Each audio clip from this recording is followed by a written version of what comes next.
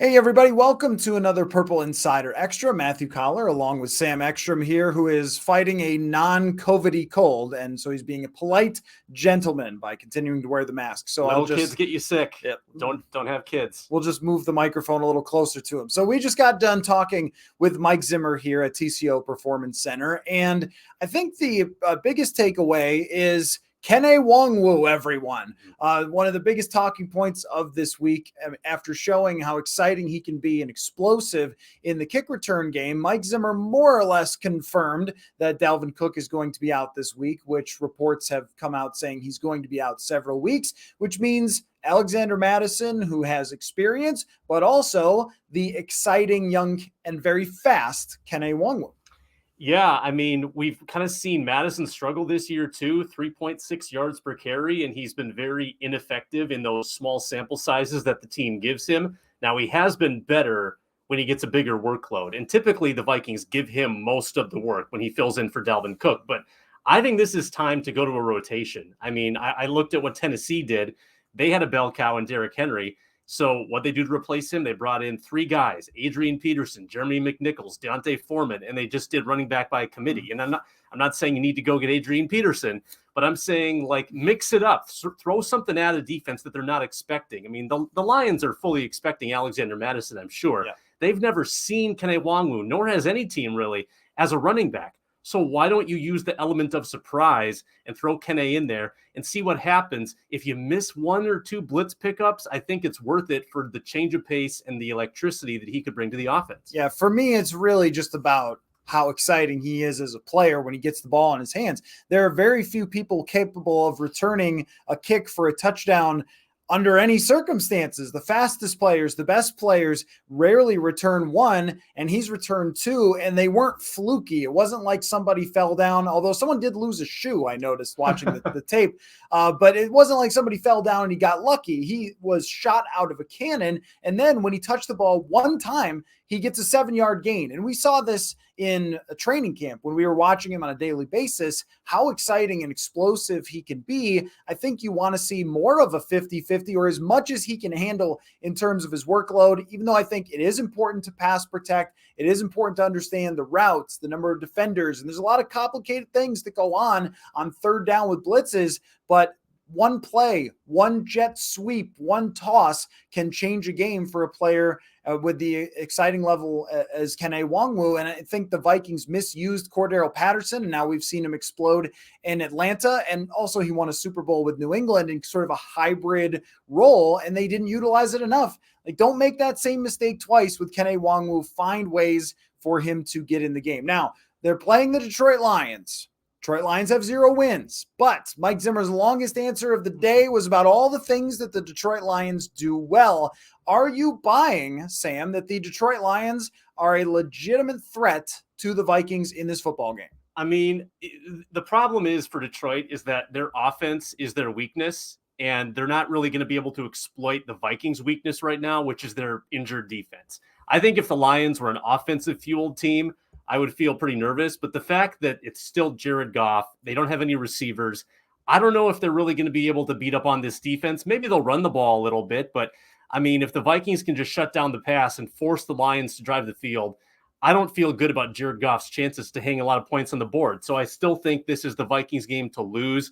And I think the fact that they've already been in a dogfight with Detroit will probably change their approach coming into this game, that they need to be somewhat aggressive on offense, and they're not going to take this team lightly. There's a couple of things that Detroit does because it's not like they don't have a team. I mean, they do have players that can play in close games with some good teams this year, including, well, I guess whether you call the Vikings a good team or not, but they played a close game. They played a close game against Baltimore, and even on Thanksgiving Day, they made it tight with Chicago. So they've done this week after week after week. We've also seen in the NFL this year, the Bills lose to the Jacksonville Jaguars. We saw Tennessee lose to the Houston Texans. And so it's never impossible. But the things that they do well that could be problematic for the Vikings.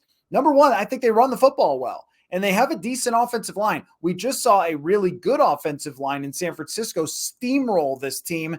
And even if they get Dalvin Tomlinson back, maybe even Michael Pierce, it's really to the edges that the Vikings have had so many problems. Their defensive ends cannot stop the run.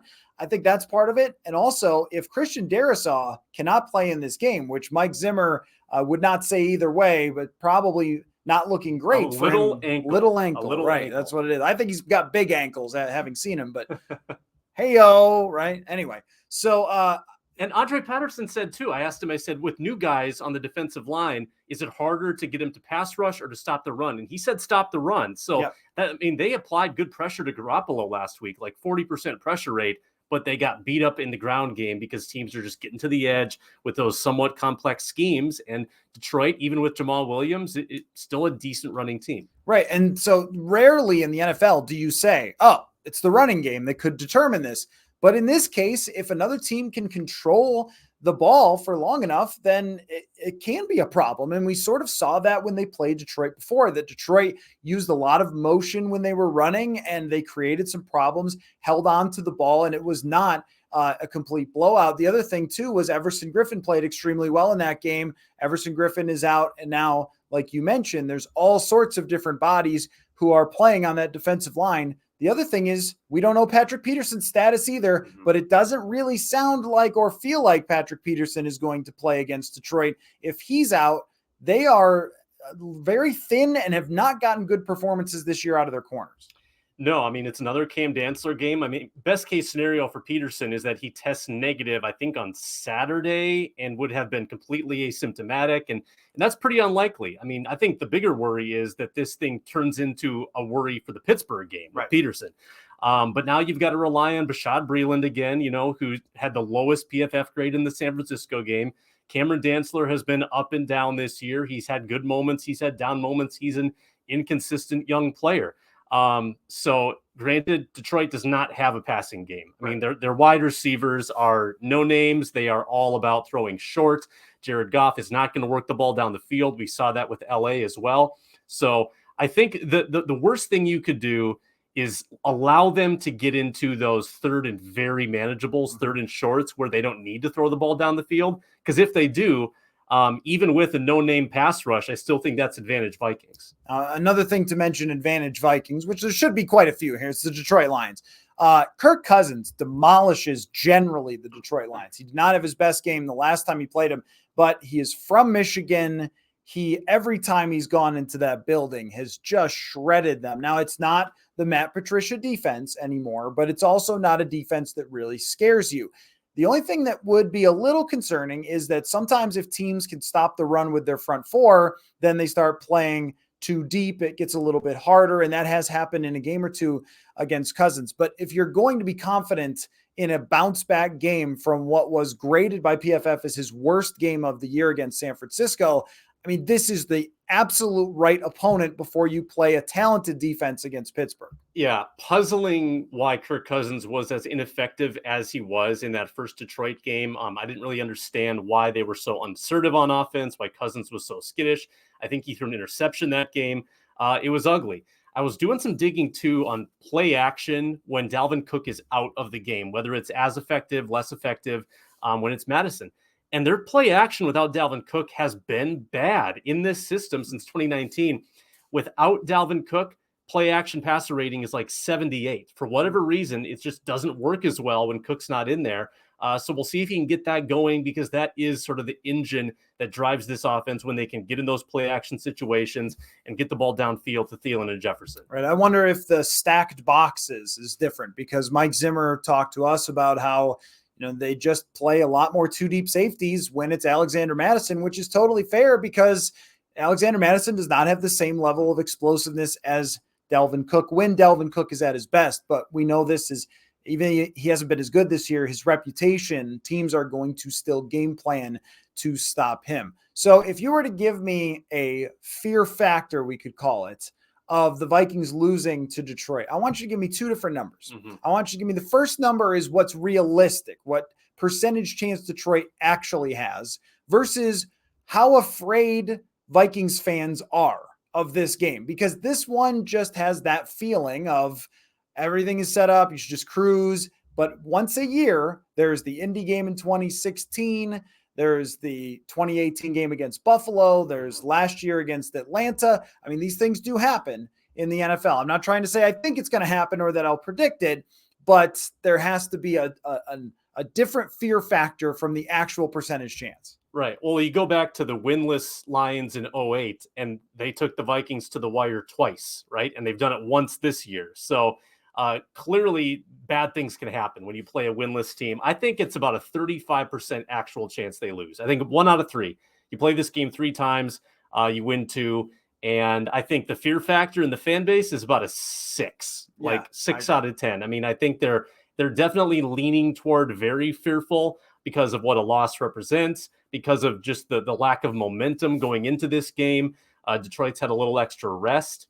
I think that some of those are valid reasons too. So, I mean, Detroit probably is incentivized to play extremely hard to get that win. And that is kind of the carrot at the end of the stick for them. And against a division opponent, they'll bring their best. Yeah, I think the division part of it does concern you because teams know each other well and they've played each other already. However, anytime you're coming off a game where Justin Jefferson didn't quite get the ball enough or there was some missed connections there, you think the next one, they are going to make sure he gets the ball. And that's the difference. Detroit does not have anybody who is a game changer. The Vikings do. So I agree with you that 30% sounds about right. I wouldn't completely count Detroit out considering they can run the ball. The fear factor has to be it's like 7 or 8. And then there's probably a handful of people who think, hey, if you want changes, then you want the Vikings to lose this game. But I don't know what percentage of fan bases root for their team to lose just so someone can get fired. I don't know what I mean. I don't even know. Doesn't this feel exactly like Jacksonville last year? They were 5-6, sure, yeah. 5-6, Yep. Needed to beat a 1-win Jacksonville team and had to go to overtime to do it. It feels like the same kind of deal where, I mean, you might just have to try to survive and go to 6-6 and then hope you've got something in the tank for the final quarter of the year. Oh, the Vikings do have some bad quarterbacks coming up or inexperienced if Justin Fields is back. So they have an opportunity down the stretch, and they have the highest playoff odds of any NFC team that are on the bubble, but Washington is chasing them from behind. So we will be here for you, as always, as it plays out and after the game against Detroit. So we will catch you then. And a reminder to listen to our daily conversations, Purple Insider podcast, purpleinsider.substack.com, our reports from out here at TCO Performance Center. Apology for the weird angle and for Sam's illness, but we made it through. I'm so sorry. We grinded. That's what you do in football.